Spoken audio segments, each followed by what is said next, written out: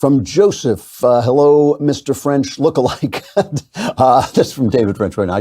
We do look a lot alike. When you had him on your show, he insisted that we must elect only ideal candidates to office. That's not what he said, but he said we should pay attention to their character, and that's important. But we individual husbands and fathers fail to choose the path that would lead to raising the leaders we would love to be able to elect. As long as we men who are in family leadership fail to take responsibility for our lives and the education and training of our own families, we can expect to continue to have substandard candidates to choose from. How would you point this fact out to Mr. French in the future? I think he would know that. He would completely agree with that. The one thing that I will say, however, that I get this a lot, that people say if a man cheats on his wife, or I assume if a woman cheats on her husband, he won't make a good leader.